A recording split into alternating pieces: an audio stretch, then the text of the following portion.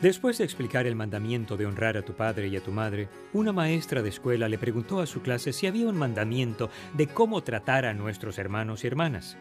Un niño, el mayor de su familia, respondió: "No matarás". Ese es un buen consejo de la palabra de Dios para nosotros y hay mucho, mucho más. Hasta aquí hemos establecido que creemos en el único Dios verdadero, Padre, Hijo y Espíritu Santo. Creemos que Dios se involucra y se interesa por nuestra vida. Creemos que Dios ha dado la forma de establecer una relación con Él por la fe en Jesucristo. ¿Y ahora qué? Esto nos lleva a la pregunta clave de hoy. ¿Cómo conozco a Dios y su plan para mi vida?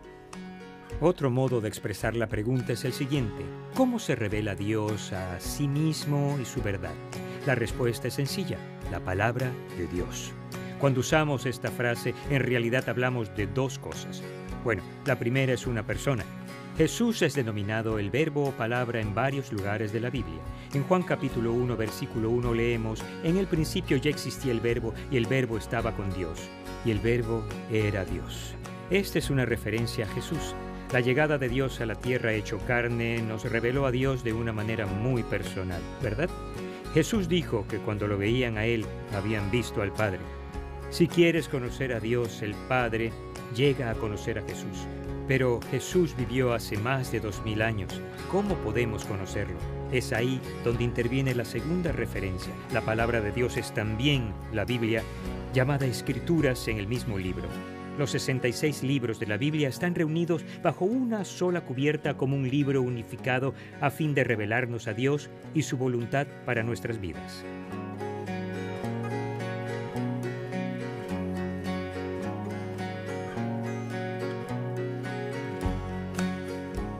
Todo lo que aprendes en la serie Creer proviene de este libro, porque creemos que él refleja y revela a Dios y su voluntad.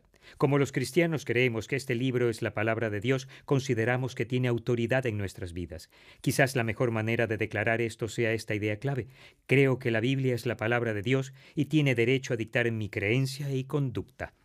El creyente en Jesús devoto lee este libro y lo sigue, ya que es confiable como la misma palabra de Dios. Pero antes de darle a un libro así el derecho a decirle qué hacer incluso contra tu voluntad, deberías tener idea de dónde provino este libro. Porque si este libro no es la revelación de Dios, tenemos problemas. Necesitas saber que la Biblia no cayó del cielo con una portada de cuero. No, 40 autores durante 1400 años escribieron un total de 66 libros. Pedro nos da una perspectiva, porque la profecía no ha tenido su origen en la voluntad humana, sino que los profetas hablaron de parte de Dios, impulsados por el Espíritu Santo. Dios se reveló a esos individuos, en su mayoría profetas en el Antiguo Testamento y apóstoles en el Nuevo Testamento, y los impulsó a escribir su palabra. Pablo nos dice esto del proceso en sus cartas a Timoteo, que pastoreaba la iglesia en Éfeso. Toda la Escritura es inspirada por Dios. La palabra griega que se emplea aquí es theopneustos. Se trata de la misma raíz que se usa en Génesis 2:7, cuando nos dice que Dios sopló hálito de vida en la nariz del cuerpo de Adán. Los libros de la Biblia están vivos. Con el tiempo, esos libros fueron copiados por personas escogidas que los reprodujeron rigurosamente con cuidado y precisión, pues sabían que estaban copiando la misma palabra de Dios. Te alegrará saber que tenemos más copias de libros y fragmentos del Nuevo Testamento que de cualquier otro libro de la Antigüedad. Existen unas 500 copias del libro La Ilíada de Homero. Contamos con más de 24,000 copias del Nuevo Testamento.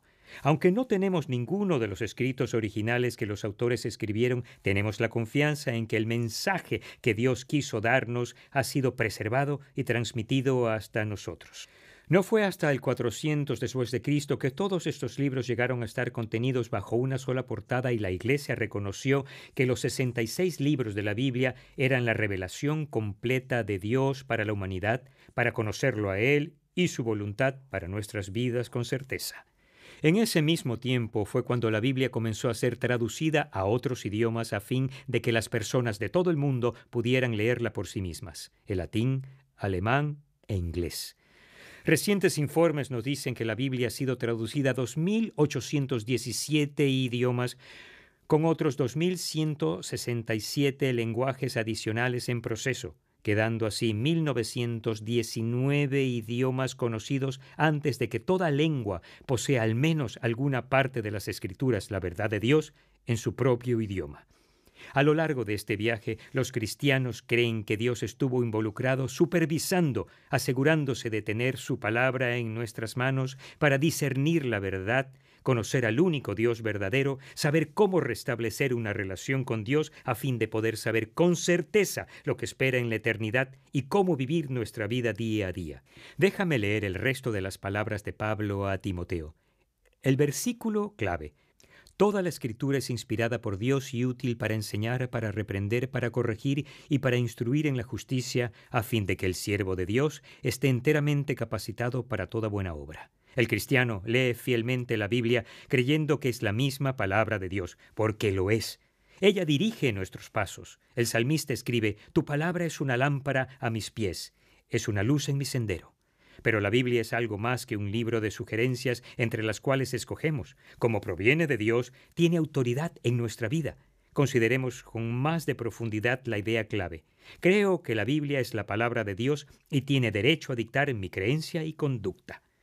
Ese es un inmenso compromiso y solo permitirías que un libro desempeñe ese papel en tu vida si en verdad creyeras que es la palabra misma del único Dios verdadero, bueno y personal que quiere tener una relación con nosotros. Jesús fue un ejemplo de eso cuando caminó sobre esta tierra. El libro de Mateo capítulo 4 relata la historia.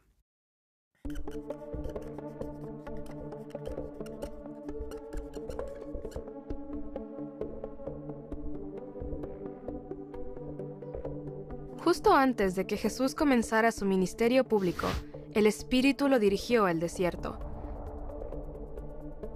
Mientras estaba allí, no comió ni bebió durante 40 días, de modo que después tuvo mucha hambre. En el desierto, el diablo se le apareció a Jesús e intentó múltiples veces hacer que comiera. Primero, Satanás se dirigió a un montón de piedras que había cerca. «Si eres el Hijo de Dios, ordena que estas piedras se conviertan en pan». Jesús le respondió citando una de las leyes de Moisés. Le dijo: «Los seres humanos no pueden vivir solo de pan. Necesitan cada palabra que Dios habla».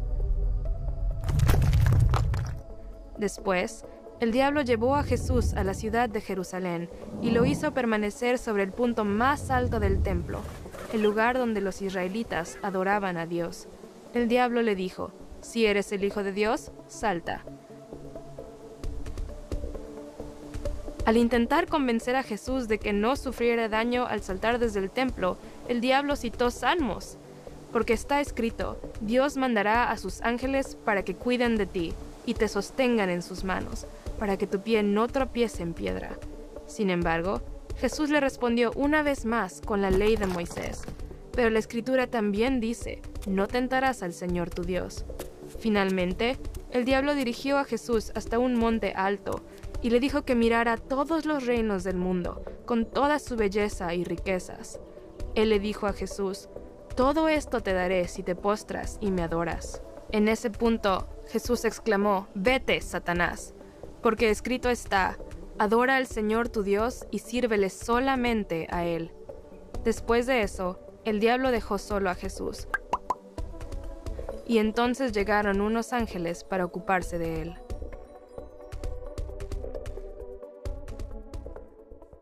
Cuando Jesús estaba en un estado de soledad y físicamente débil, Satanás se acercó a él para tentarlo y engañarlo. Algo como lo que hizo con Adán y Eva en el jardín. El diablo le hace 3 invitaciones tentadoras a Jesús. Tentación 1. Si eres el Hijo de Dios, ordena estas piedras que se conviertan en pan. Satanás no duda de su condición divina de Hijo de Jesús, sino que lo tiende a usar sus poderes sobrenaturales como el Hijo de Dios para sus fines. El pan habría sido apetecible para el hambriento Jesús. Para responderle al acusador, Jesús cita las Escrituras como su autoridad. Recurre a Deuteronomio, capítulo 8. En este pasaje Moisés recuerda los 40 años de Israel en el desierto. Dios usó ese período para examinar a Israel. Me gusta lo que Moisés escribió.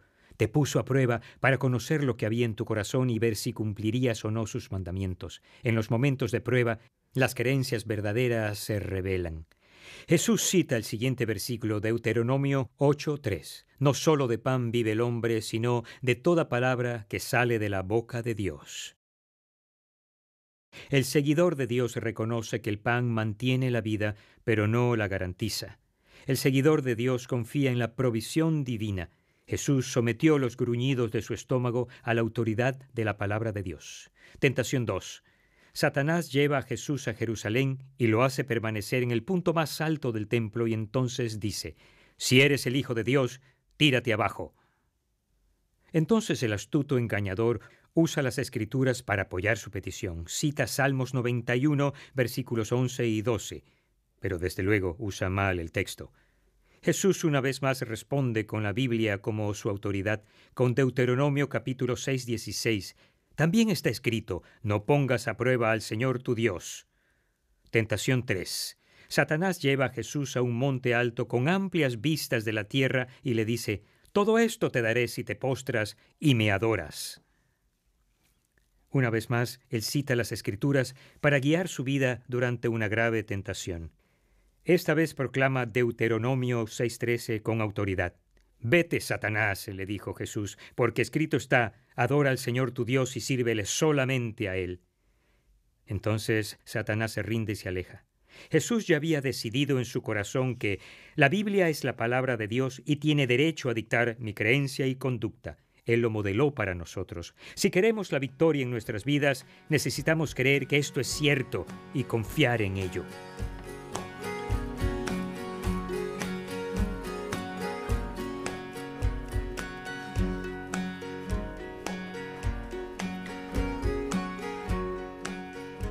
Si aceptas en tu corazón, como lo hizo Jesús, que la Biblia es la palabra de Dios, he aquí 3 principios por los cuales vivir.